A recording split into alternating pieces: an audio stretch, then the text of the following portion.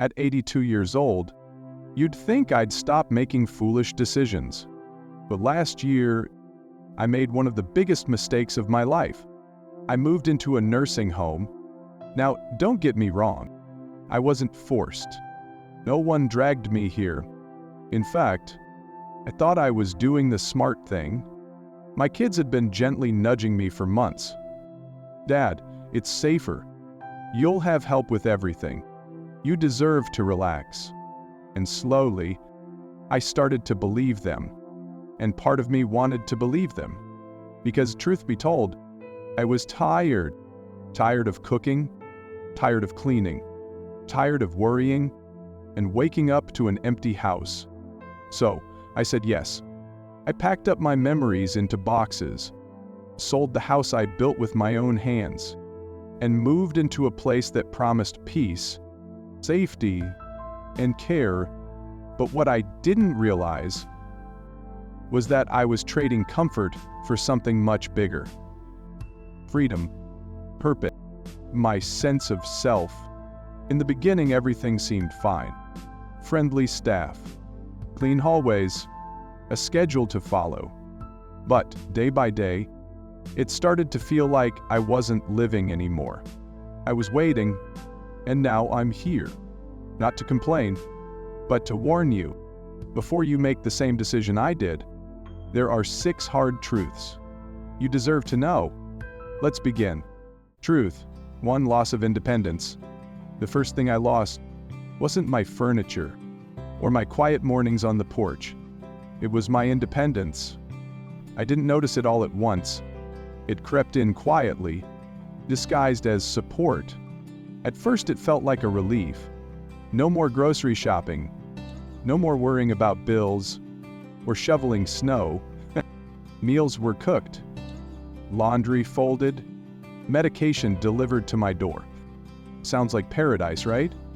But then I realized I no longer had a say in how my day unfolded. Wake up time, 7:30 sharp. Breakfast, served, whether I'm hungry or not. We want to go outside? Fill out a form and wait for someone to be available. Need a shower? You'll have to wait your turn. What used to be small freedoms, when to eat, what to wear, how to spend a Tuesday, became luxuries, privileges, things I had to ask permission for. One morning, I sat up in bed, reached for the book I was reading, and stopped. It hit me like a wave. This wasn't my home. This wasn't my chair. This wasn't my routine. And most importantly, this wasn't my life anymore. I had become a passenger in my own story. The saddest part? You adjust. You stop asking. You stop fighting. You start saying it's fine, even when it isn't. Not because you're okay with it, but because it's easier than pushing back. I used to think losing independence meant not being able to drive or needing help up the stairs. Now I know it starts with surrendering your choices. And once those are gone, everything else follows. So before you make this move, ask yourself, can I still live with support without giving up control? Because there's a big difference between accepting help and handing over the keys to your life. Truth to those who feel it forgotten. When I first moved in, the visits were steady. My daughter came every Thursday. Without fail, she'd bring banana bread or photos of the grandkids. We'd sit under the courtyard tree and talk about life, her job, the weather, her new garden. My son stopped by on Sundays, always in a rush, but he came. And the grandkids? Well, they were a little shy about the place, but they visited too. For a while, I felt connected, still part of something, but slowly, and I mean slowly, those visits faded. Life got busy. Phone calls replaced visits. Then, text replaced phone calls. And eventually, there was just silence. Not because they stopped loving me. I don't believe that for a second. They love me. I know they do. But when you're not seen every day, it's easy to be forgotten. Holidays were the hardest. They'd promise to come, and I'd dress up, shave, even set aside a piece of pie to share. But sometimes, plans changed. A snowstorm, a last-minute shift at work. "I'm sorry, Dad, we'll come next week." And there I sat, in the common room, watching the door. Wait, I'm not alone in this feeling. You should see the way folks here brighten when someone walks through the front door. Eyes light up, smiles stretch wide. We live for those visits. They remind us we still matter. But the truth is, the world keeps moving, and we're stuck in place. I remember one night, sitting on the edge of my bed, holding my phone. I wanted to call my son, but I didn't want to bother him, didn't want to sound needy, or make him feel guilty. So, I didn't call.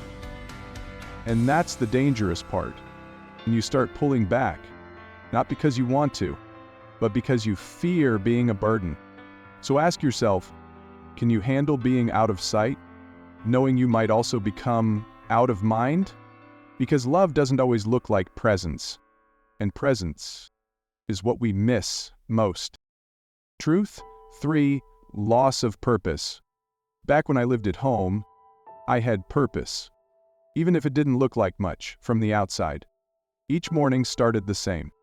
I'd open the curtains, feed the birds, and put the coffee on. I'd check the mailbox, even if I wasn't expecting anything, tidy up the kitchen, fold laundry, water the plants. Then I'd sit on the porch, with the morning paper and a pen for the crossword. It wasn't glamorous, but it was mine. There was rhythm, there was choice, there was a reason to get up each day. And then I moved in here. At first I thought, this will be easier, I've earned a rest. And it was easier for a little while. No chores, no cooking, no bills, no one needing me for anything. But what I didn't realize is this: when no one needs you, you start to feel like you don't need yourself either. Here, everything is done for you. Your room gets clean. Your meals appear like clockwork. Your laundry is taken and returned, folded just right. Sounds convenient, but after a while, it starts to feel like you've disappeared. I once met a man here named Earl, 85 years old, used to be a mechanic, had hands like iron, and a heart just as steady. Now, he just sits by the window, staring at a parking lot that never changes. One day, I asked, "Don't you get bored, Earl?" He shrugged. "Not bored," he said, "just not needed." That stuck with me. We don't just want to be comfortable. We want to matter. And that's the danger no one talks about. When you no longer have responsibilities, you can lose your reason for being. So before you make this move, ask yourself, what gives your life meaning right now? And can you still hold on to that in a place where everything's done for you? Because rest is a gift, but purpose is what keeps you alive inside. Truth 4, declining health. Before I moved in, I wasn't exactly running marathons, but I was holding my own. I still cooked my meals, walked around the block, stretched each morning. My doctor even said, "Franklin, for 82, you're doing better than most 70-year-olds." And I believed him, because I felt strong, capable, in control of my own body. But after a few months in the nursing home, I noticed something was changing. Not all at once, not dramatically, just quiet. It started with little things. My legs felt heavier getting out of bed. I didn't stand up as quickly. Stairs became something I avoided, even when I didn't have to. Why? Because I wasn't using my body the way I used to. Here, everything is designed to make life easier. Meals are delivered, laundry picked up. Help is always just a button away. And I appreciate that. I really do. But here's what no one warned me about. The easier life becomes, the faster your body forgets how to work. I stopped reaching, stopped lifting, stopped walking unless I had to. And slowly, without even realizing it, I began to lose the strength I had spent years building.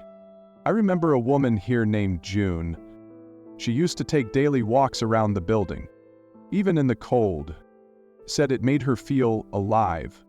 But then one winter, she slipped. Nothing serious, just a sprain. She rested for a few weeks. Then she started using a walker. Then, a wheelchair. And now, she barely leaves her room. When I asked what happened, she just said, "I guess I sat too long." That hit me. Because it's true. Inactivity is a slow thief. It steals your strength when you're not paying attention. And by the time you notice, it's hard to get it back. So if you're considering this move, ask yourself, will I still have the motivation to move my body when everything around me is telling me to rest?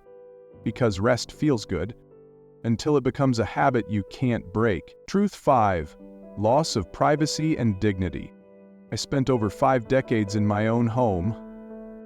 I had a favorite chair, a favorite mug, a favorite pair of socks that I wore only on Sundays. I could lock my door, play my music, sit in silence for hours without explaining myself to anyone. I had space. I had peace. And most of all, I had privacy. But when I moved into the nursing home, privacy became something I had to surrender. At first, I tried to pretend it didn't matter. This is just temporary, I told myself. But little by little, the boundaries began to blur.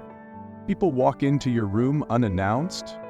Even when the sign says, "Please knock," staff come to check vitals, drop off medication, change linens, all on their schedule, not yours. And even though I appreciate their care, I couldn't shake the feeling of being on display. Like my space wasn't really mine anymore.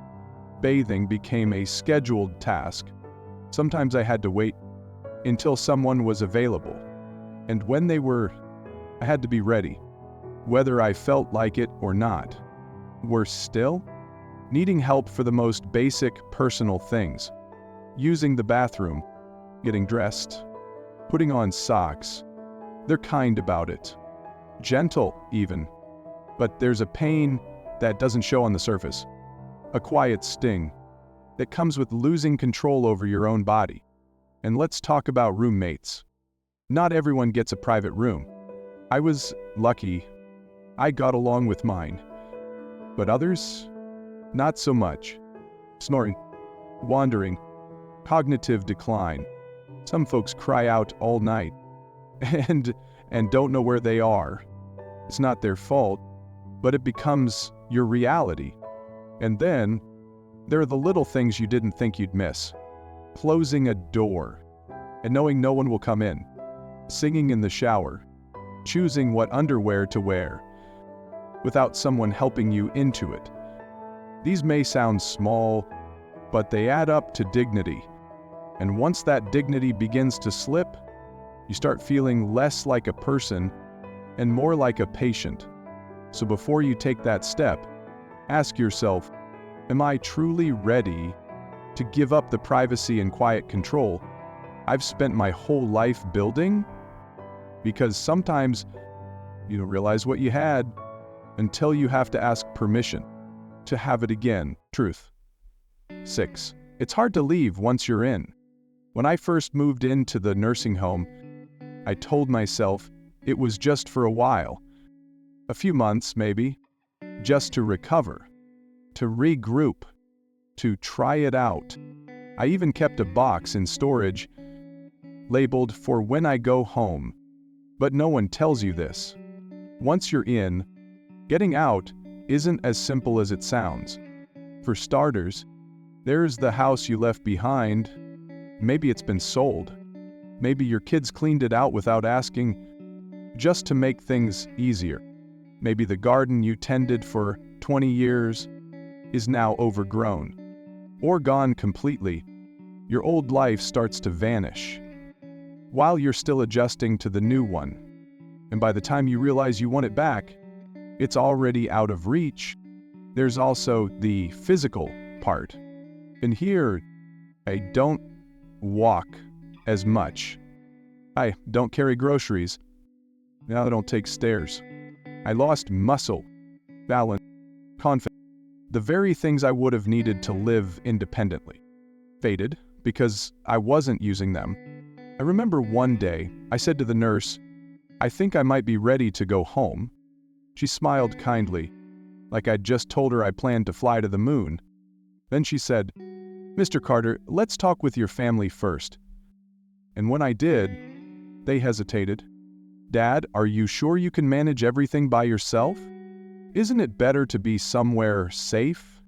We just want what's best for you." Suddenly, it wasn't my decision anymore. The place that was supposed to give me rest now made me feel stuck. And I'm not the only one. I've met others who said the same thing. They thought they were just trying it out. But months turned into years. Their savings went to monthly fees. Their home was gone. In the outside world, it felt farther and farther away. So, here's what I'll tell you. Before you move in, be very clear about what you're giving up and what you might not get back. Because the hardest part isn't packing the boxes. It's realizing that one day you may no longer be strong enough to unpack them again. Stunning reflection, if I could do it again. I don't regret growing old. There's wisdom in these wrinkles, memories in these hands, a lifetime of lessons carved into the way I walk, the way I pause, the way I see the world. But if I could go back, I would have asked more questions, pushed a little harder, searched for more options. Before I gave up the life I knew, I would have realized that accepting help doesn't have to mean surrendering your life, that home care, part-time support, neighbor, church friends, they're all possibilities too. Not perfect, but personal. See? The decision to move into a nursing home isn't just about safety. It's about identity. It's about freedom. And it's about the quiet routines that give your life meaning, even if they seem ordinary to everyone else. You're watching this and facing the same decision I did. Don't let fear rush you. Don't let convenience convince you. Sit with it. Talk it through with people who truly see you as, is this what I really want? Or is this what's easier for everyone else? You've earned the right to choose this next chapter with intention. You've earned the space to still feel needed, to still feel free. So take your time. Your life is still yours. And however you choose to live it, make sure it still feels like home.